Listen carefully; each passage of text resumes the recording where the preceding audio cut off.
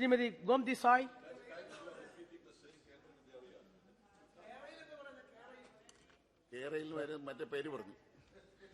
सत्र में 2023-24 के बजट सत्र में बोलने का मौका दिया है, उसके लिए बहुत धन्यवाद। आदरणीय अध्यक्ष महोदय जी, सर्वप्रथम मैं आपको धन्यवाद देना चाहती हूं कि आपने मुझे माननीय राष्ट्रपति द्रौपदी मुर्मू जी के प्रति अपनी गहरी कृतज्ञता व्यक्त करने का अवसर प्रदान किए। संसद के इस बजट सत्र की शुरुआत पर उनके भाषण के लिए, जबकि उन्होंने विधित विषयों पर एनडीए सरकार द्वारा सभी क्षेत्रों में किए गए कार्यों को छुआ। आज मैं पिछले 9 वर्षों में एनडीए सरकार द्वारा उठाए गए कदमों पर बात करना चाहती हूं, ताकि यह सुनिश्चित हो सके कि देश की महिलाएं गरिमामय के साथ जिए और वित्तीय स्वतंत्रता का आनंद ले। मैं आदरणीय हमारे मोदी जी के प्रति भी आभार व्यक्त करती हूं और धन्यवाद देती हूं, और निर्मला सीतारमण को भी धन्यवाद देती हूं। अध्यक्ष महोदय जी, जो सरकार अपनी महिलाओं को विफल करती है उसका असफल होना तय है। शुरुआत से ही डबल इंजन एनडीए सरकार की सबसे बड़ी महत्वाकांक्षाओं में से एक भारत सरकार की महिलाओं को सशक्त और स्वतंत्र बनाने के लिए ऐसी सोची समझी नीतियों को लागू करने का समर्थन कर रहा है, जो महिलाओं के लिए अधिक स्वरोजगार के अवसर पैदा करेगी, ताकि उन्हें खुद सरकार के रहमो करम पर निर्भर नहीं रहना पड़ेगा। स्वयं सहायता समूह के माध्यम से वित्तीय स्वतंत्रता सुनिश्चित करना एनडीए सरकार ने महिला सशक्ति को सही मायने में सुनिश्चित करने के लिए महिलाओं की वित्तीय स्वतंत्रता सुनिश्चित करने के महत्व को समझा, और इसे सुनिश्चित करने में महिलाओं द्वारा संचालित स्वयं सहायता समूहों द्वारा निभाई गई भूमिका को भी मान्यता दी। इसी प्रकार एनडीए सरकार ने 4 लाख से अधिक एसएचजी को 1625 करोड़ की पूंजीकरण सहायता राशि प्रदान जारी की थी। अध्यक्ष सभापति महोदय जी, इसके अलावा हमें खाद्य प्रसंस्करण उद्योग मंत्रालय की PM pharma essence of micro food processing enterprises योजना के तहत 75,000 एसपीजी सदस्यों के लिए सीड मनी के रूप में 25 करोड़ रुपए और 75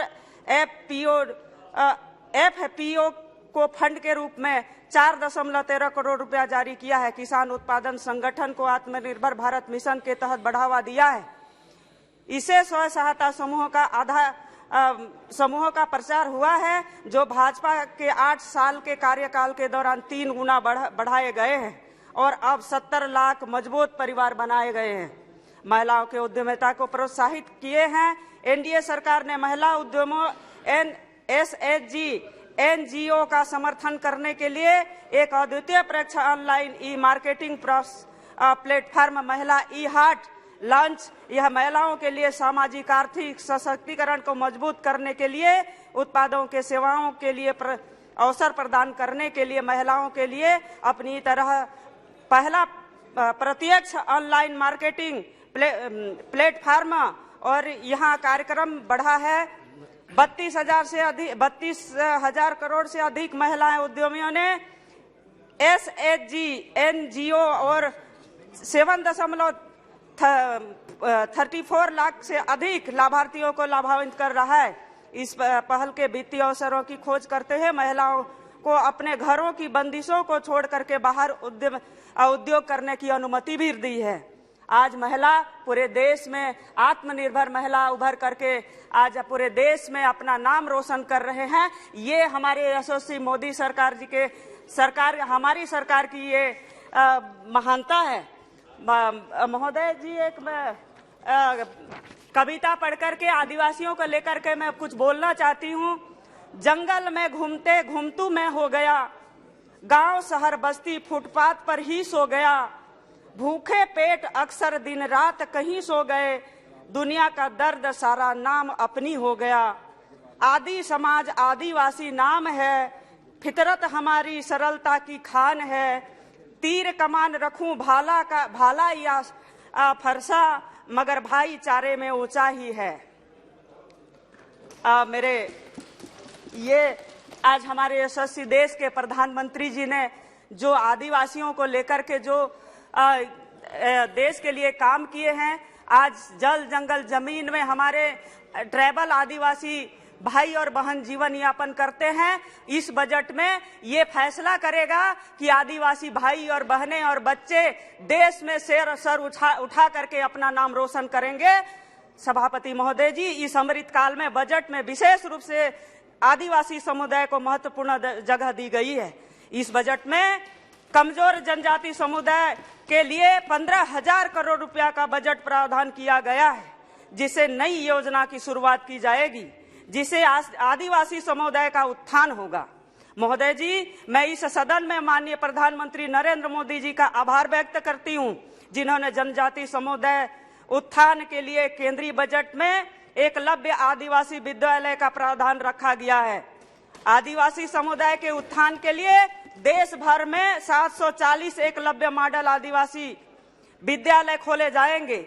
इस हेतु 38,500 शिक्षक व अन्य कर्मचारियों की नियुक्ति की जाएगी। हमारे छत्तीसगढ़ में 24 जिले में 73 एकलव्य आदिवासी विद्यालय संचालित है, जहां पर लंबे समय से 3,000 शिक्षकों के पद रिक्त हैं। इस केंद्रीय बजट से रिक्त पद पर शिक्षकों की भर्ती संभव हो सकेगी, जिसे देश भर में 3.5 लाख आदिवासी बच्चों को गुणवत्तापूर्वक शिक्षा मिलेगी। इस अमृत काल में बजट में 2047 तक सिकल सेल अमीनिया को दूर करने का मिशन शुरू किया गया है। छत्तीसगढ़ में इस बीमारी से अत्यधिक लोग ग्रसित हैं, जिसका छत्तीसगढ़ को विशेष रूप से लाभ मिलेगा। खास तौर पर सिकल सेल अनीमिया की बीमारी आदिवासी समुदाय में ज्यादातर पाई जाती है, जिसका मेरे राज्य छत्तीसगढ़ में आदिवासी क्षेत्रों को सीधा इसका विशेष तौर पर लाभ मिलेगा। मैं साथ साथ में हमारे स्वास्थ्य मंत्री जी को भी बहुत बहुत बधाई और शुभकामनाएं देती हूं। इस सदन में मैं बताना चाहती हूं, मैं जिस राज्य में आती हूं, उस राज्य के हर परिवार में भारत सरकार की बहुत सारी योजनाओं, जैसे आयुष्मान कार्ड, जल जीवन मिशन, उज्ज्वला गैस, मुफ्त में भरपेट राशन घर घर पहुंचाने का काम कर रही है। ये हमारे यशस्वी प्रधानमंत्री जी का चहुमुखी विकास है, जो सीधा जनता तक पहुंच रही है। मुझे अफसोस है, छत्तीसगढ़ में कांग्रेस की सरकार है। कांग्रेस के लोग बहुत बोलते हैं कि हम लोग आदिवासी और महिलाओं के हित में काम कर रहे हैं, लेकिन मैं यहाँ पर बताना चाहती हूँ, कांग्रेस की सरकार है। इस सदन के माध्यम से छत्तीसगढ़ की जनता को मैं बताना चाहती हूँ कि भारत सरकार की गरीबों के लिए चल रही योजना में घोटाले हो रहे हैं। छत्तीसगढ़ वासियों का हक प्रधानमंत्री को कांग्रेस सरकार द्वारा छीना जा रहा है। छत्तीसगढ़ का जनता को शोषण किया जा रहा है। आज छत्तीसगढ़ में पिछले 4 वर्षों से विकास थम सा गया है। रोड की बात की जाए तो बद से बदतर है, जहां पर चलना खुद के लिए जीवन को संकट में डालने की स्थिति में है। सभापति महोदय जी, थोड़ा मुझे इस बात का, छत्तीसगढ़ में कांग्रेस सरकार गरीब आदिवासियों के जल जंगल जमीन पर उनके अधिकार उनसे छीन रही है। उसका अधिकार छीन कर भू रेत कोल दिया जा रहा है, जिसे छत्तीसगढ़ में सरकार राज चला रही है। सभापति महोदय जी, मैं एक चीज बता रही हूँ, मैं गांव की रहने वाली हूँ, मैं एक आदिवासी महिला हूँ। मेरा गांव, जो इस देश में 60 सालों तक जिन्होंने सत्ता पे राज किया, सत्ता का सुख भोग किया, वह व्यक्ति क्या जाने गरीबों का गरीबी, जो पैदा होते ही चांदी के चम्मच में खाना खाया हो।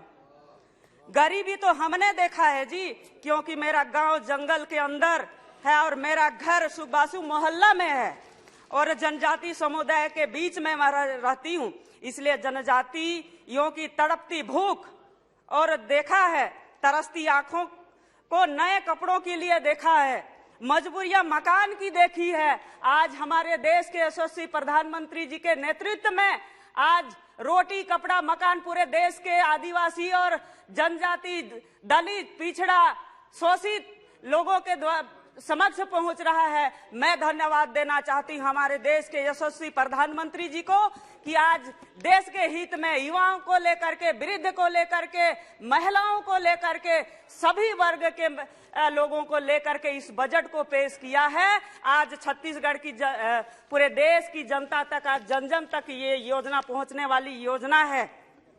आज माननीय सभापति महोदय जी, हमारे युग में नवनिर्माण का अवसर है। इसके लिए 100% सामर्थ्य के साथ काम करना है।